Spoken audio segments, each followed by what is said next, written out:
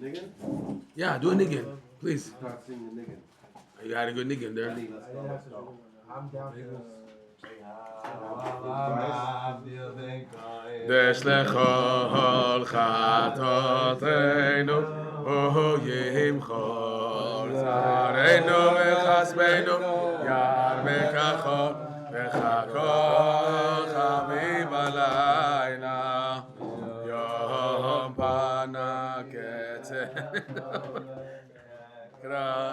Maybe I had some more plate. What type of fries are these? Mordek fries. The buged v'gam la'ayna tzidkatcha yahar tahavor tavor al chata'ay tavor al chata'ay tavor ki yavor v'ashmura b'alayla Minchati miten menuchati Yagati be'anchati be'aschem Tati bechol ha'ila tzidkat echad Koli bal yuntar Tachli shara menut Tachli Next time, pick a song that we have the words. Ashavea,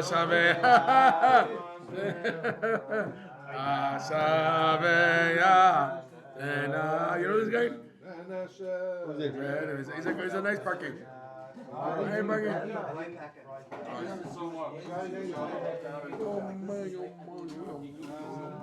Never left.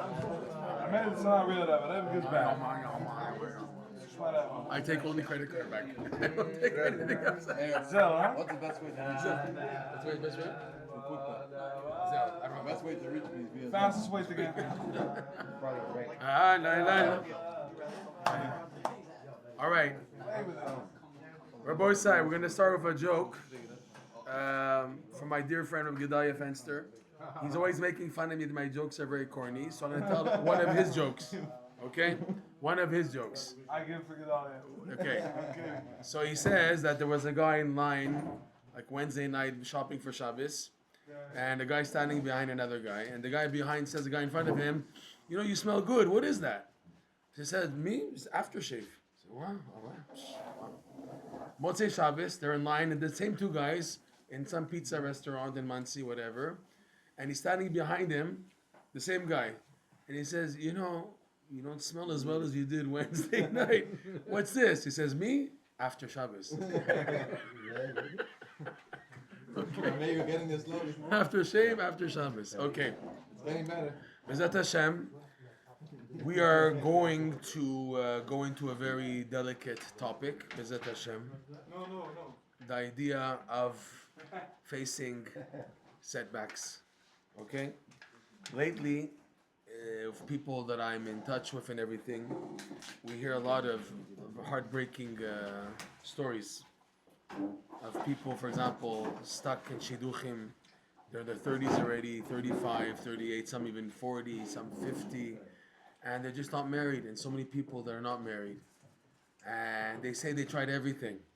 They went to Reb Shayele, they went to Uman, they do 40 days Nishmat Kol Chai, they do Afrashat Chala, they do Tztakat Kever Rachel, they get someone davening for them 40 days by the Kotel, they do Kabbalah, Kabbalah on themselves, you know, to improve Shabbos observance and everything, and they're stuck. Nothing's moving, and cases of divorces, and that you feel that you're trying to help the people, and you don't know how to help them. A guy married with 8 kids, from and everything, and after like 25 years of marriage, the wife decides just to take the young kids and to walk out on her husband, like that. And it's not 1 or 2 cases; it's many stories, heartbreaking stories of shidduch problems, marriage problems, health issues, and it hurts you. You know these people, you daven for them, and you don't know what to tell them. It's so painful. You know what to tell them. What do you tell them? Okay, well, you didn't try this. They tried already, everything on the list. And you, as if, okay, they do what you say. And you say, oh, you didn't go to Uman yet. Okay, they go to Uman, and now what? Nothing's moving, okay? It's like, what can you offer these people? And it's, again, it's a lot. It's a lot. Divorce rates, people are scared to get married because they don't know what to expect. And all the crazy things people are going through. And you don't know what to tell them. What can I give over to help these people? They've tried everything. Okay, daven. They say, I'm davening. What more do you want? I'm davening to death. What more can I do? What's going on? What's going on with all these crazy things happening now before Mashiach comes? And it's hard. And especially you see other people who are succeeding, it makes you feel even worse. You shouldn't be chomed, envy what other people have. But when things are going down the drain by you and by other people, you see there's a hatzlacha. And they always say grass is green on the other side. Maybe you don't know what they're going through, fine. But you see on mitziut level, they're a family of kids. One girl, she's 38 years old. She told me clearly she's been on like 200 shidduchim. 200 shidduchim in her lifetime. She thought by now she would be married. She wanted a big family. She dreamed of having a lot of kids. Kids going to shul, Shabbat. Nice. And stuck. And she said, I've done everything. And then you suggest something, I've done that also. And then like I said, you give them something. It doesn't work. It doesn't move. What can you do to help these people? It's like it hurts a lot. So, Baruch Hashem, there's someone in the world called Rabbi Nachman and his teachings, which are life changers. And they say like this in Breslov, his cards don't run out. Rabbi Nachman's cards don't run out. He has always something to offer. And if the person says, yeah, I'm in Breslov for 20, 30 years and I didn't move in anything, so we tell them, my dear friend, you didn't dig deep enough because there's so much here. There's so much here that you haven't tried, B'ezrat Hashem. We're going to try to help alleviate the pain of these people, or the pain of people that we know are going through these challenges, and offering a possible gateway to help, B'ezrat Hashem. To do this, we're going to have to just explain a summary of one of Rabbi Nachman's most fascinating lessons in Likutey Moharan. This is Likutey Moharan lesson 24, where he shows how far-reaching the power of Simcha is and what it does to a person, what it can actually accomplish, where that, the byproduct of Simcha, is to open the doors, B'ezrat Hashem. So he starts off, Rabbi Nachman, by saying that Simcha in life is so needed, and especially what's called Simchat HaMitzvah, doing mitzvot with Simcha, using the energy of Simcha and putting it in my connection to Hashem. He teaches, in a nutshell, in short, this idea of the lesson is that when a person works on being b'simcha and doing mitzvot b'simcha, so this eventually hits what's called in the Kabbalah the keter. The keter is considered the interface between Hashem and us. It's the gateway to Hashem's infinite light. Infinite light, on a practical level, translates as having clarity, knowing what to do in all the frustrations and confusions and obstacles in life. Having that clarity, the infinite light shining, you have like 5,000 options and you don't know what to do and you're weighed down by the anxiety and confusion and just weighing you down. So having some light to see, here's the right button right over here. That's the greatest bracha in the world, to have that clarity. This, he teaches, is activated by the keter, which is activated by doing mitzvot b'simcha. Rav Nosson, he shows a verse that shows this idea. V'simchat olam al rosham. That through the simcha that a person struggles to try to be happy in such a crazy world. So simchat olam, the simcha in going through the challenges of the world and yet being positive, being good in that area, the result is al rosham, on their heads. The head, what's on the head? The keter. The keter is considered, a crown is considered to be on the head. So he says that the idea of simcha is to activate this great gateway of the keter. Okay? So it's easy, you hear that, okay, simcha. Thank you very much. So Rabbi Nachman, he knows this, he says, because of that person has to do many things to bring on true Simcha. We went into this on the Shabbat. We spoke about this for those who were here, that he has basically 5 major advices how a person can work on being besimcha. Number 1 is telling jokes. Yes, telling jokes. We have some good jokes to tell you. I want to tell you a good one right now. There was a Baal Tshuva in Israel, and he got engaged, and his parents disowned him because he became religious, so he had to raise money on his own to get married. So he realized that he has to go schnorring in America, in New York, and he never did this in his life. He went to his Rosh Hashiva, how do I do this? So Rosh Hashiva says, I'll give you it very easy. Go to 3 places. Go to Lakewood, go to 5 towns, and go to Williamsburg Borough Park. Okay? When you get to Lakewood, you tell them, I'm an enikul of the Vilna Gaon. When you get to Williamsburg Borough Park, you say, I'm an enikul of the Baal Shem Tov. When you get to 5 towns, you say, I'm a Ger Tzedek. Okay? All right? So he orders the driver, an Israeli driver. He arranges with him to pick him up in LaGuardia.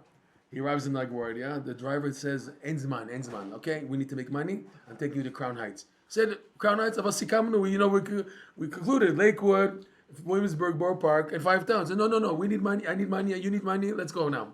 So he gets to Crown Heights, he has no idea what to expect. He knocks on the first door, and he sees the Chabadsker with the Yechei Adonenu glittering shiny kippah, and the Litvish hat, and the kapota, the bekesher. He doesn't know what to say. So he says, listen, from my father's side, I'm an enikol of the Vilna Gaon. From my mother's side, I'm enikol of the Baal Shem Tov, and I'm a Ger Tzedek.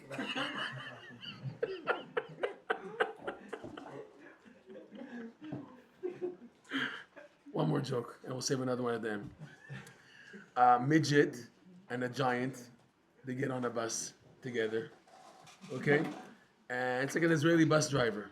The midget's sitting next to the giant, and the bus driver squeaks, he stops the brakes at the next bus stop, and the midget with his legs hanging in the air, he goes flying in the air.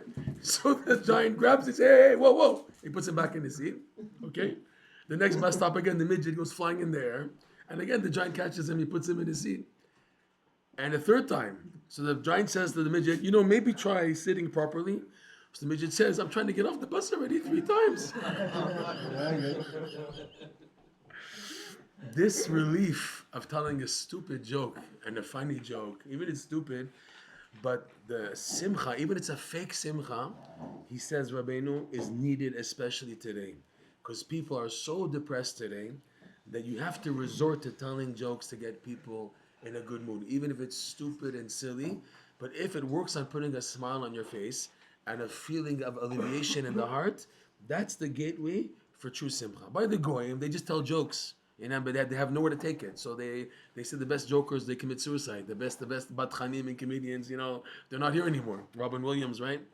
I'm just saying that they have nothing to take it to. Us, we use this fake simcha, and then once it's activated, put it in Simchat HaMitzvah B'ezrat Hashem. Put it in the tefillin, fun and nice. We put it in the in tefillin, in Shabbos. That's us. Because the true Simcha is in doing a mitzvah. There's nothing else to be happy about in this world. The only thing that's lasting is the brachot that you say. Everything you do connected to Hashem, it's everlasting. It's forever. And that's the greatest Simcha, because nothing in this world lasts. You see a person is alive and then he dies. What does he take with him? Only all the mitzvah and masim tovim. That's all he takes, okay? So that's number 1. Number 2, Rabbi Nachman says, dance, put on music. Why go to work negative, and the Hezbollah today. You're driving to work on just the news, negative. Come on, the guy goes to work and he's like negative. It brushes off the rest of the day, okay? He's screaming at work, screaming at his wife. Instead of starting the day off like that, put on music. What's wrong? What's wrong to put on music? It's so bad? No, I'm too serious. I have to put on music. We have so much Jewish music available, Baruch Hashem. So many opportunities and options. Also, alarm clocks. People, they always choose like the bad alarm. The guy gets up, he turns it off, and he goes back to sleep because he's negative. Put on, opera music or Avram Fried. I don't know. Put some music as your alarm clock to get up. Okay? Oh, I don't know, something nice. Okay? No. That there's better chances of getting up, of getting out of bed from a positive attitude than a negative one. The negative one, you have more chances to stay in bed, but when it's positive, you have better chances, okay? Also, the idea of moving around the body also promotes Simcha, by the way. You know that? Aerobics and everything, exercise with music, it's good, yeah. By Breslov communities all over the world, every morning after Shacharit, they join hands and they dance for about 5 minutes. Okay, that stays in the subconscious for the rest of the day. You don't realize it, but when you have a nigun from the beginning of the day, it's there. It's in the back of your head for whatever you're going through in the day, and you have better chances of having a better day, as opposed to wake up as Oscar the Grouch. You remember the Smurfs? There was always a Smurf. It was always negative. I don't know if you got your from people who know about the Smurfs, but you have the Smurfs. Anyone knows about the Smurfs here? You remember? Yeah, there was always one who was negative. I hate Smurfs. I hate this. He was always negative. Always negative. Okay? To get out of the negativity, you have to work for it. The Al-Sheikh HaKadosh says that Hashem created the human eye, the pupil, that it's black, it's dark. Sight, it's even though it's see-through, but it looks black, the bat ayn. Why? Because the natural, normal tendency of people is to look at things negative. That's normal. Normal is negative. Meaning what? You have to work to be positive. You see people, oh, look how positive he is and happy with his family and this and that. Habibi, they work on it. You have to work on it. Okay? It's a work. Number 3, Rabbi Nachman says, find your good points. Find your good points. Nachon, you have a lot of negativity and everything. This doesn't work. I'm a bad husband. I'm a bad father. I'm bad to myself. I'm just mamash. Enough. Try to find the good points. Okay? It's easier said than done, I agree. But the more you learn about it, the more you dive into Hashem about it, the more it becomes an option when faced with negativity.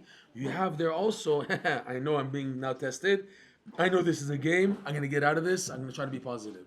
When you have in your head the idea of finding a nekuda tova, a good point, even if you fall to negativity, but because you're going over it again and again, and it's in your head, and it's in your davening, so you have better chances that when you're always being tested, to get out B'ezrat Hashem with a positivity. That's the idea of finding the good points.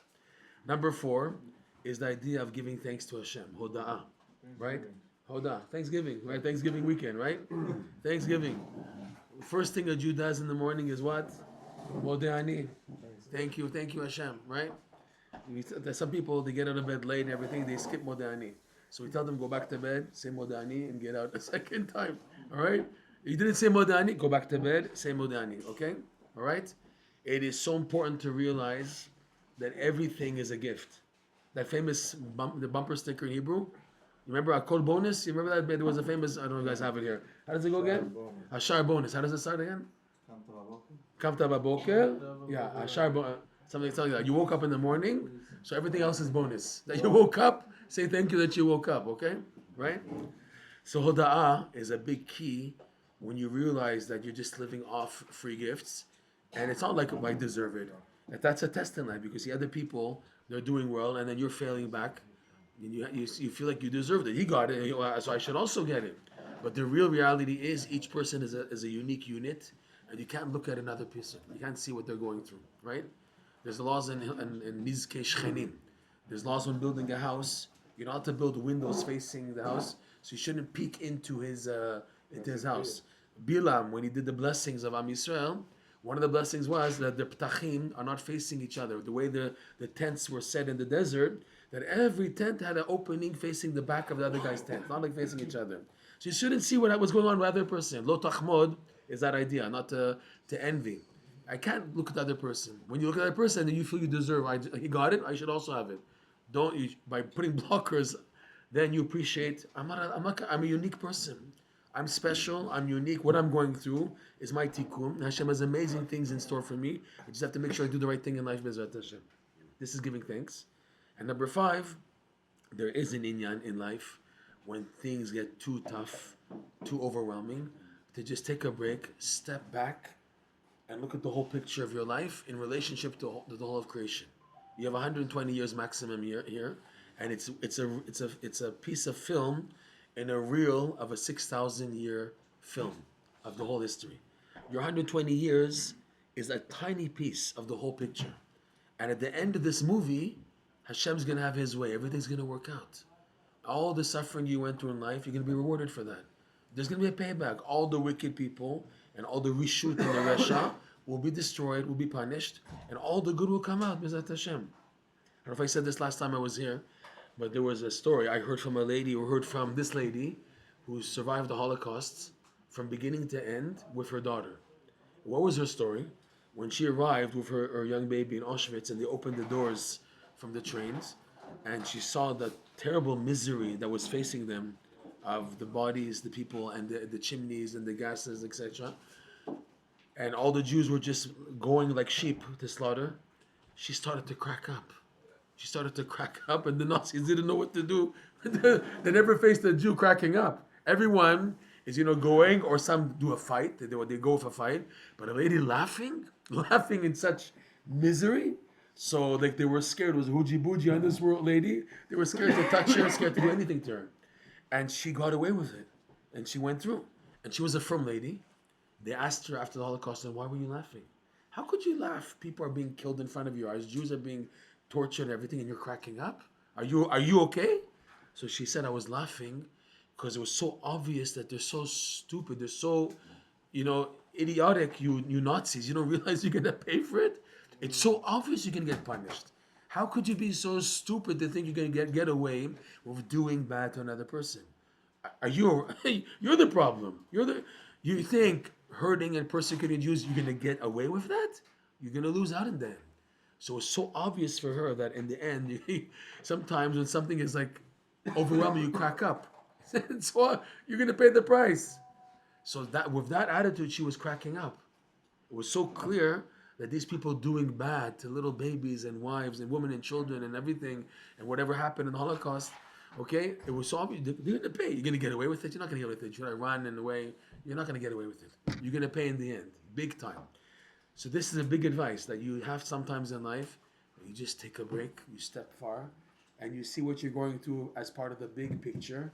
Even though in your life you have a crazy roller coaster, crazy upside downs, everything is just upside down, but you maintain a stability that you know that in the end, it's going to work out. So if in the end, it's going to work out, why are you plutzing now? Why are you breaking under what you're going through? If you know in the end, Hashem's going to be there for you, because you're sincere, because you're honest, because you're trying. Nachon, you're falling again and again, and it gets bad, and this and that. But there's a God out there, and He loves you, and in the end, it's going to work out. The tests say, He doesn't like me, look what I'm going through. That's your perspective of the things. Rav Nosson says something amazing.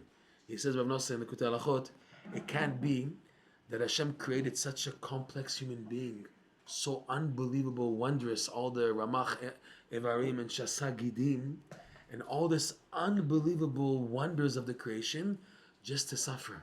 It can't be Hashem created you, a baby, the nursing stage, the growing stage, the beauty of being a child, the nachat the parents have in raising a child, and then he grows up and goes just to suffer and just to be in pain and just to be sad. That's what man. Okay, it's ridiculous. A child comes to the world, okay, and you see an image of a person at age 5, and then age 20, and then age 30, and you see the eyes beginning to bag, and the white hair is beginning to grow, and he doesn't look happy anymore. You see the same child in like his school pictures at grade 5, grade 10, okay, and then you see him at age 20, age 30, 40. He has high aspirations and is going down, and the bags start coming under the eyes. What in the world happened? What in the world happened? The person is weighed down by his life. But the thing is not to become weighed down. So Rav Nosson says, it can't be mankind was created just to be miserable and be sad. It can't be. He said, Adrabah, Hashem wants you to experience the Simcha, but the only way He gets it to you is through the challenges that you're going through. The challenges is what's going to bring you to that Simcha, to that true Simcha in life. Okay? So this is the idea of taking a look from far and realizing that in the end it's going to work out. So in the end, if it's going to work out, I shouldn't panic. I shouldn't be afraid. Like Rabbi Nachman says, Aikar lo lehitpached klal. You're going to walk on a narrow bridge. The main thing is don't make yourself afraid. Just keep on going, hold on, and b'ezrat Hashem. You're going to make it, but you have to be positive. Okay? These 5 advices is what Rabbi Nachman brings us to work on always getting in a positive mood, so that then I can transfer that, even once in a blue moon, in a mitzvah that I do b'simcha. It doesn't happen every day, we know. It doesn't happen every week. It doesn't happen every month. It happens maybe once a year, some people. But to build it up by all the time that you're trying to work on being b'simcha, it eventually accumulates that a mitzvah comes along, and you feel the dveikut, you feel amazing about it, and it's like all this was a build-up just to get to that moment, and that moment means a lot. That means everything. That's the opening to now eventually reach the keter. Okay? But Rabbi Nachman teaches it doesn't end there. The idea of the keter is, since it's the gateway to the infinite light, it has a way how to give this person that experience. The way it's called in the Kabbalah, it's called the betisha. A betisha means to get smacked backwards, to get pushed back. Okay? Why does it happen? If I'm going up, Hashem, let me advance. Why push me back? If I'm on a roll, if I have good ambition, and have good aspirations, and have good intentions, and I'm advancing, Baruch Hashem, and things are on a roll going in the good direction, so why ruin it, Hashem? What did I do to you, Hashem? What? You see I'm sincere, I'm honest, I'm trying to be a good person. Why pull the carpet from underneath my feet? But what did I do? I was so honest, I'm trying to be sincere. Why do I have to have these smacks in my life, Hashem? I'm trying to do good. So he teaches that's exactly the point. The setback is because a person doesn't have the ability to receive this light. It's called ribui or. It's too much light. It's too much light. The only way for a person to have this light internalized is, yes, he gets pushed back, and the pushback builds vessels. But in the pushback that a person has in life, he must do the right thing to have these vessels filled with a light that shines in the clarity. What is the result? What is the result? Specifically what we mentioned. When a person gets pushed back and he tells Hashem, what are you doing to me, God? What did I do wrong? I'm trying to be a good Jew. I'm trying to serve you. You told me to get married. I got married. Now you make it miserable. But why? I did this because for you, Hashem. I did this for you. I got married for you. If it's moving to Eretz Yisrael, I did for you. Having kids for you. Learning Torah. Trying to serve you. Trying to daven. All this I did for you. I may have ulterior motives on the side, but you know deep down inside, Hashem, all I want is to serve you, to do what you want, to do the right thing. Okay? This expression of ratzon, that is the world. That's the goal. That's the goal. However, what type of people do that? What type of people express ratzon, express the desire? Only someone who is working on always trying to be happy. The majority of people in the world, they get pushed back after their aspirations and ambitions and trying to advance, and they get a pushback. They fall right into depression and they stay there. They gave up like 20 years ago. I remember meeting a guy, he davens, he's able to daven mincha in like 5 minutes. 5 minutes Shmonesrei, or even less. And I said, how do you do that? He said, I gave up on my davening like 20, 30 years ago. I gave up. I saw I can't daven, there's so many obstacles, so much. So just say the words like that. People, like, they're living in giving up mode. I had a friend I grew up with also, I remember. He lost his mom when he was like before bar mitzvah. So it was very tough. His father remarried, and when you remarry, it's not your mother, it's a stepmother, and they have children, and there's jealousy, and this and that. And he fell off. And his wording to me was, I gave Hashem a chance. I gave Hashem a chance for me. I gave God a chance. As if, it didn't work out. Most people, again, because anyways they start off not being happy, so when they have setbacks, they go all the way down. That's the majority of the people in the world. Here, he teaches, Rabbi Nachman, Simcha is so powerful. Where does it come out? When you get setbacks in life, you will do the right thing. And what is the right thing? To bring out the ratzon. Why, first of all, why is ratzon so important? Why does it open the doors? So the Arizal explains like this. In the Kabbalah, the keter, it's this level, right? It's the thing called the keter, but it's like a crown also, just like a physical crown on the head, Prince Charles, King Charles's crown, whatever. In the crown, you have 3 levels. You have the bottom rim, sitting on the head. Then you have the actual meat of the crown with all the gems and the jewels and everything. And then on top you have the spitzes pointing up. The idea of the pointing up is like pointing to Hashem. That's the idea of a kosher crown with the spitzes on top. That there's a God above the king. So these three levels, the low one is called Atik, the middle piece is called Arich Anpin, and the spitzes, the top of the keter, are called Orota Tzachtzachot. This funny term, Orota Tzachtzachot, which translates as the lights of splendor. Okay, that means the spitzes of the crown are the closest in proximity to Hashem's infinite light. What is this word tzachtzachot? So the Zohar says two opposite explanations on this one word. On one hand, tzachtzachot comes from the root of tzacha, someone who's parched, dry, and thirsty. Tzach, tzacha, tzechicha. And also, tzacha, it means also splendor, pure light, like tzach ve'adom, something which is shining. And it's two opposites, the Zohar says. It's explained above and explained below. In one word, two opposites in one. What does that mean? That the way to connect to the light of the tzachtzachot, which is another term for accessing the infinite light, which means on a practical level, having the clarity that I need in my life for the frustrations and the confusions. What about my business? What about the shalom bayit? What about this? You need clarity from a high level, from a higher level. It's not going to be, okay, I have to speak to this Rav, to speak to this therapist, to this coach, this chaver. It's now going to the highest level possible to gain clarity, because that's where I'm being squeezed. You have to understand something. We're before Mashiach, okay? Before Mashiach, we need to crown Mashiach. We need to have the coronation. Because of that, the tests of the Jewish people before Mashiach comes are so difficult that they have no other choice but to squeeze us to connect to the keter. Why? Because people in the situations they're going through, they're in the category of karet. Karet, the same letters as keter. Excision. Karet physically, halachically. There's halachic karet, people they're cut off from whether it's sexual blemishes or chilul Shabbat. Where many Jews have fallen super duper low now before Mashiach comes. There's a physical karet, the halachic karet. There's also a moralistic karet, where people feel cut off. I feel cornered, karet, cut off totally. Why? Why this feeling? I go to shul every day, 3 times a day. I have my daf yomi shir, I have all these things, and I feel so disconnected. I don't feel it. I don't feel like I'm in the game. Why this karet? Specifically to push people to connect to the keter. That's it. Ein ma lasot. They're squeezing you so hard because the only way to go is upwards. Okay.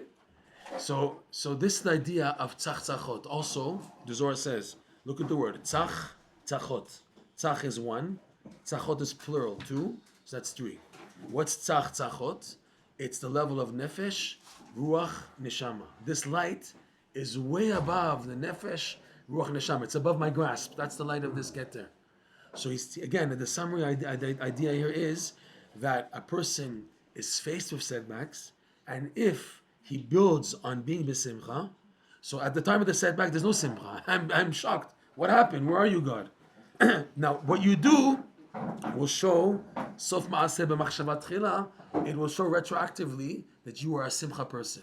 If now, when you get a setback, you automatically go into ratzon mode, which is the idea of tzacha, being thirsty, and saying Hashem, tzama nafshi lelokim lekel chai matai avo ve'erei pnei elokim. That's the idea. I'm thirsty, Hashem. I'm doing this because I want you. You're expressing your ratzonot. This activates the other part of the tzachtzachot, which is the light. Okay, and because of that, the majority of people have challenges in life, and they said, I asked this Rav, I asked this, and they don't get clear answers. Because the only solution in this scenario is you got to have the ratzon come out. Once the ratzon comes out, karov Hashem lechol korav, lechol asher yikra'u ve'emet. We say this 3 times a day. What are we saying? Hashem is close to all those who call out to Him. Which type of people? Because everybody calls out to Him. Everybody davens. Lechol asher yikra'u ve'emet. All those who call out to Him in truth. The essence of truth, Rav Nosson writes, of a person, what's called in Yiddish the pintel yid, the inner point of the yid, is his ratzon. Re'uta de liba. Me, who am I really? is my ratzon. Okay? We see that by Moshe Rabbeinu, he passed away in what's called Ra'ava de Ravin. Ratzon of Ratzon. Shabbos afternoon, it's called Ra'ava de Ravin, and it was Mistalek. That's how he left this world. That idea is by every Jew also. Your ascent, even though it's not your time to die, your spiritual ascent in life comes through Ratzon, being expressed through Ratzon. The Ratzon of the Jew expresses everything. But to come to this, to be able to express Ratzon, the prerequisite is Simcha. So therefore, which area in life do I have to work on? You can't tell, okay, work on your Ratzon. It doesn't come like that. The area a person works on in order to come to what he has to come to, his potential, it starts with the inyan of Simcha. En malasot, this is the gateway. Okay, he teaches, Ki besimcha tetzeu. Okay, Ki besimcha, through joy, you get out. You get out of what? Out of everything. Whenever you're stuck in life, the key to get things moving is I have to invest seriously in Simcha. It's not like an by the way thing. I have my davening, I have my learning, I have my family, I have my parnasa, I have all these things. And by the way, I'll try to do everything with Simcha. He says, no, you have to make a priority in life. I'm working on the inyan of Simcha Bezrat Hashem. When it's built enough, from heaven they know when to squeeze you. If now you have proper Simcha in your life, so when the setback hits you, you will do the right thing.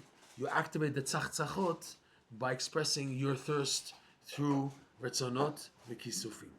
So with this is mamash a situation, a solution for I think 99% of the challenges that people go through in life.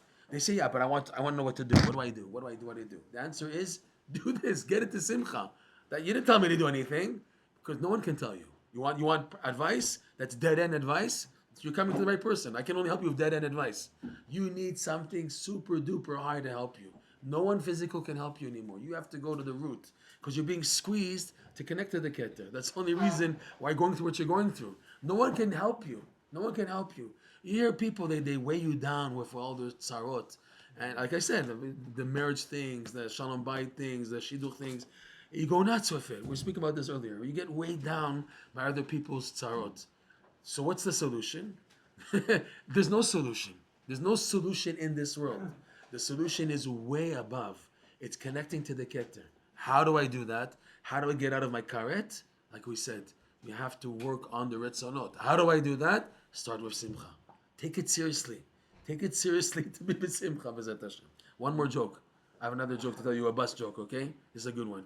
Some babuchka, an old lady, with the tichel tied underneath her chin. She gets on the bus in Israel and she gives the bus driver an egg. The driver says, what's this? She said, I can't pay. I don't have money to pay. I don't have eggs. She said, okay, yeah, get on the bus. Go, get on. Old lady, get on the bus. Yeah. The next day, she brings the driver a chicken. And he says, what's this? She said, this is for the monthly pass.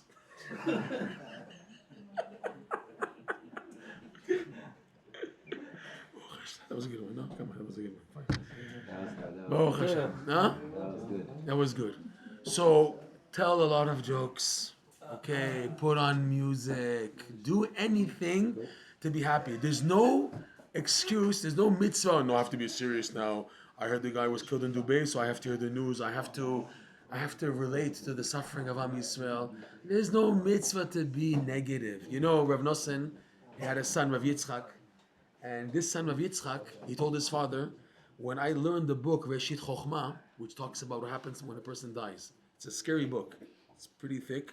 And it goes through all the details of punishment, chibut kever, all these scary things you hear what happens when they cover a person in the grave. It's pretty scary. So Rav Yitzchak told his father, I read this book, I get depressed. Rav Nosson wrote to his son, listen, the author of the Reshit Chochmah had no intention at all whatsoever to get you depressed. That's not his intent. He wrote it for people who can handle this, can hear this, and remain positive. If you feel, my son, that you can't read it without getting depressed, so learn something else. Rav Nosson told his son Rav Yitzchak. Okay? Even Rabbi Nachman, he said, when learning laws of something like mourning, try to go fast. Don't spend too much time on learning things which are negative, the story of Kamtza Bar Kamtza, whatever. Don't go, no, I have to analyze. Don't also go running after Holocaust videos. I have to relate and everything. You get so negative, It ruins you. There's no mitzvah to be negative. There's a mitzvah to be positive, and from a positive outlook to deal with the negative. Yes, okay. But now to lechatchila, no, I have to relate, I have to go in. There's no mitzvah. It's going to bring you down, and it's going to ruin you. The maintaining simcha has to be priority post for everybody who's trying to connect. Especially you see the challenges are crazy, so then that's the hint. That's the wake up key. I have to now go into simcha, and the key for this Mizat Hashem is to activate the keter and the challenges of the keter, expressing my desire. And once a Jew's ratzon is activated, he's won. You'll get it. You'll get what you need to get to. No one can turn down. Hashem can't turn down a person who's mamash, not crying out of depression, but crying out, Hashem, I just wanted to do what you want. And when that ratzon is activated, it's the strongest force in the universe. You've now connected to the tzachot, and that's the gateway to anything above that, which is the infinite light, which is what's needed to shine clarity in my frustrations and confusions. So Rabbi Nachman, in a nutshell, reveals an advice that's accessible to anybody, but basically showing there's certain things in life that I can't ask a rabbi, I can't ask a rav, I can't ask a therapist, I can't ask anyone about this. However, when taught this strategy, this technique of getting into simcha, then I can use that to gain access to things which are beyond me, Bezrat Hashem, which I need. Things which I need, but they're beyond me. I don't know where to turn. What do I do? This for my business, that for this. What do I do for shidduchim? This, that. What do I do for the shalom bayit? To get the right answer, this is a derech that he reveals, and it starts with investing in simcha. To finish off with his amazing story, Rabbi Nachman has an amazing story, which the message is pretty strong in this idea. He has a story, a parable of a clay digger in Eastern Europe. Poor clay digger, how much money does he make? He's digging clay and he sells it in the market for whatever they use clay for back then. And he dug up once a big chunk of diamond. A big chunk of diamond. He said, whoa, I wonder how much this costs. He went to the local jewelry store in his little shtetl in Eastern Europe, and he said, what's the value? Can you give me an estimate on this? He says, it's too big, I can't give you an estimate. So where do I go? What do I do? I can only suggest you go to the big diamond exchange in England, in London. There, they can give you a clear estimate on the value of the stone. So excited, he sold everything to buy tickets to get to England. By the time he got to the edge of France, before the English Channel, his money ran out. He couldn't cross by boat to get to England. So he saw a big ship, giant ship, and there was a captain there standing at the dock. He showed the diamond to the captain. He says, look here, my money's here. I can't pay you cash right now. Let me on your ship, and I promise you, we're getting to England, I'm selling the diamond, and I'll pay you whatever you tell me to pay. The captain was, wow, sure, come on, Baruch haba.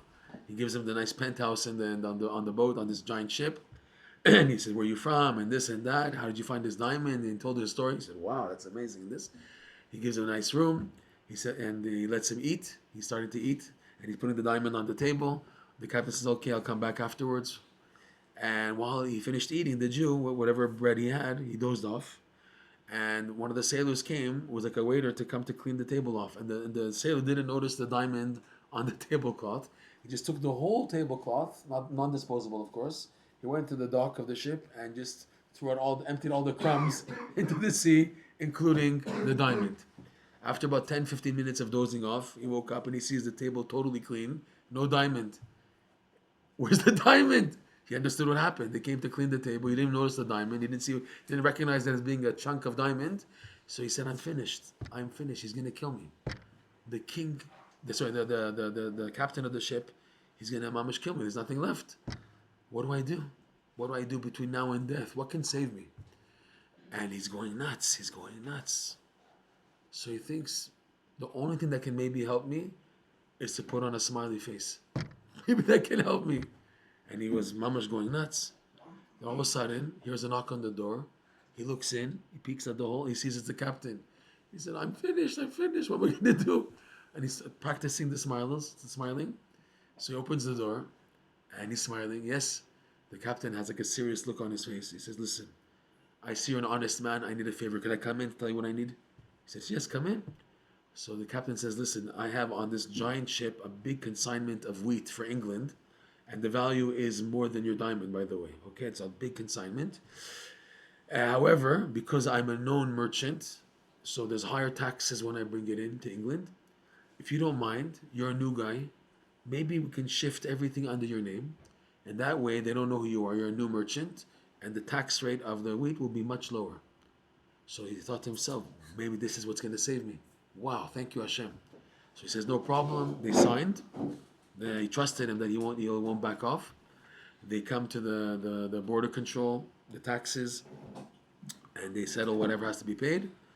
And after they passed the taxes, the captain had a heart attack, crashed and died, leaving all the wheat under the name of the Jew. So Nachman, he finishes this idea saying like this: the diamond really did not belong to him, proof being it was taken away from him.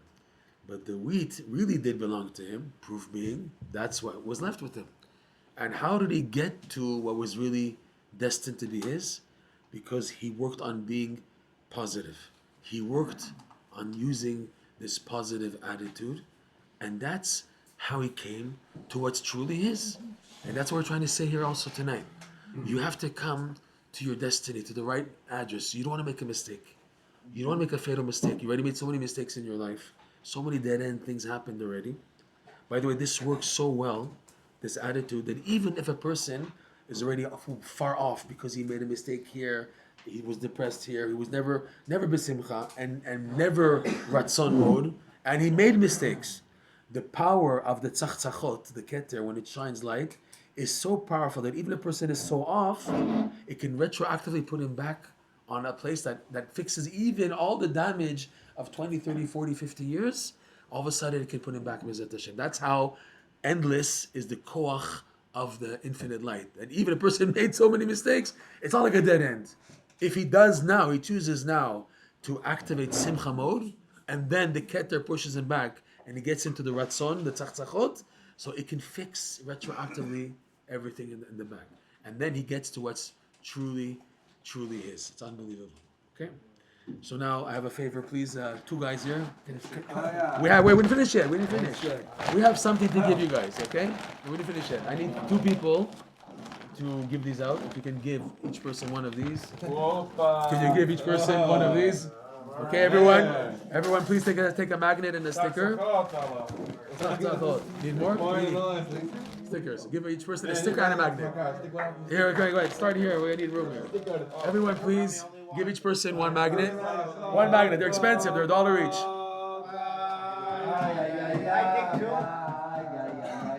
One sticker and one magnet.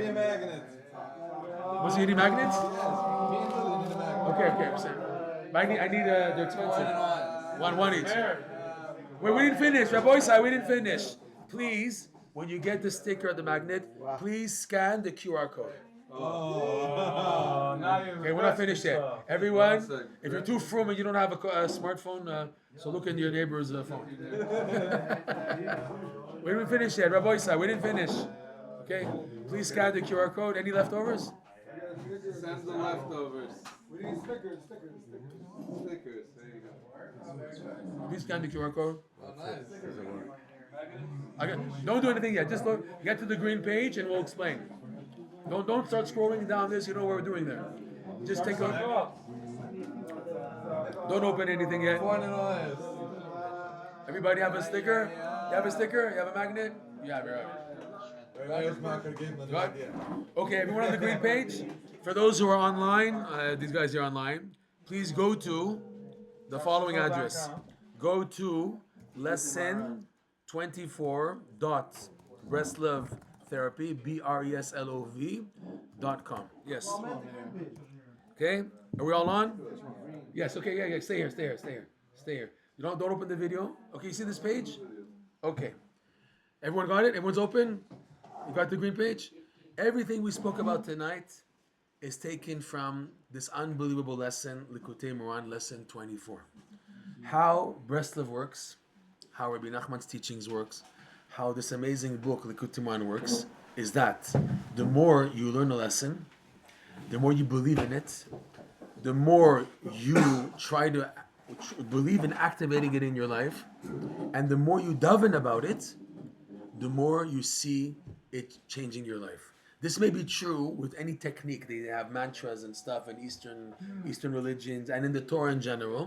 But by Rabbi Nachman's teachings, it's magnified by like 20,000 times more. That you start touching the lesson and you start waking it up in your life.